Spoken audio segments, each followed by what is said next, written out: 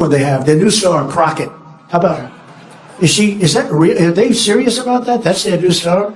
If that's their new star, they're in serious trouble. I mean, this is Crockett.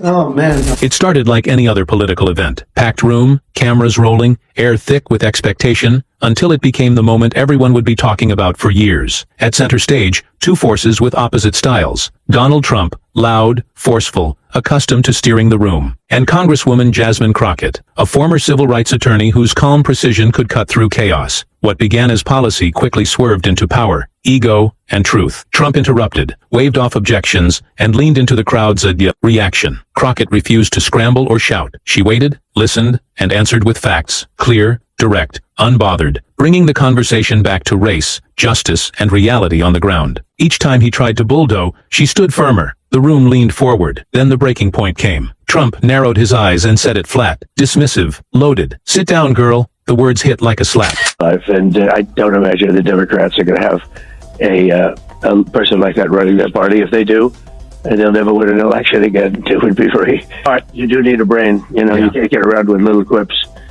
And I've watched her. I've only heard her for the last couple of days. And I watched her make a speech, and she can't speak. Part insult, part warning, and froze the room. No coughs, no shifting chairs, just a silence so heavy it demanded a response. Crockett didn't flinch. She folded her hands, met his stare, and spoke evenly, every syllable landing with deliberate. "Wait, Mr. Trump, I wasn't raised to sit in the face of power that abuses its position."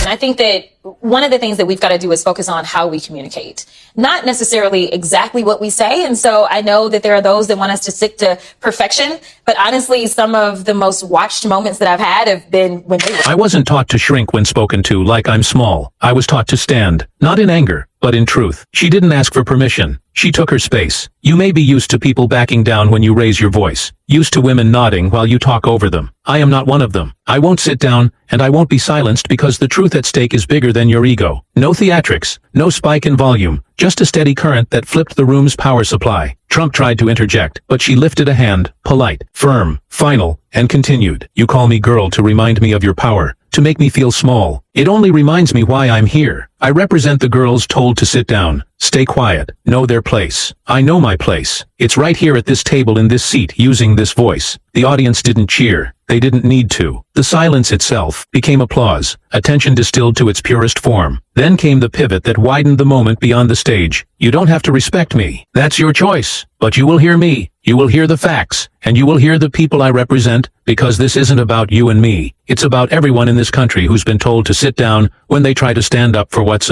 right." Every line landed without strain, like a quiet storm gathering strength over open water. Trump leaned back. The smirk that usually followed his jabs never arrived. Crockett sealed the moment with a final, unshakable truth. "So no, I won't sit down. Not now, not ever. And if that makes you uncomfortable, ask yourself why." The spell broke. Soft murmurs, a few nods, a moderator suddenly unsure of the next question. But the energy didn't snap back to where it had been. It had shifted permanently toward the woman who refused to shrink. And then the clip hit the internet like flint on dry grass. Within minutes, millions of views, headlines, Crockett silences, Trump with poise, the calm clap back heard across America. Hashtags exploded, mistyped and corrected in real time. "Sit down girl, Jasmine Crockett." On Instagram, the moment was captioned and recut on TikTok, stitched and studied on X, debated and deconstructed across ideological lines. Anchors on the left called it powerful and historic. Pundits on the right split between dismissing the tone police and quietly acknowledging Trump had miscalculated. Neutral analysts agreed on one thing. She did it without raising her voice. In Washington, Democratic leaders praised her composure. Members of the Congressional Black Caucus nodded publicly and privately at a familiar moment, met with unfamiliar restraint. Even a handful of moderates across the aisle conceded she looked like the only adult on stage. Her social following surged. Grassroots donors flooded links her team barely had time to post. A line born in the moment, "I'll sit down when justice does," started appearing on posts, placards, and profile bios by morning. And outside politics, the reaction turned intimate. Comment sections filled with stories from women, especially black women who'd been told to sit down in meeting rooms, classrooms, and living rooms. Some said they cried watching not because she destroyed him with volume, but because she didn't let it slide. Calm resistance became visible in a culture that often mistakes shouting for strength. Crockett hadn't planned to go viral. She'd planned to hold a boundary. That's exactly why she did both. Meanwhile, the Trump camp issued a vague,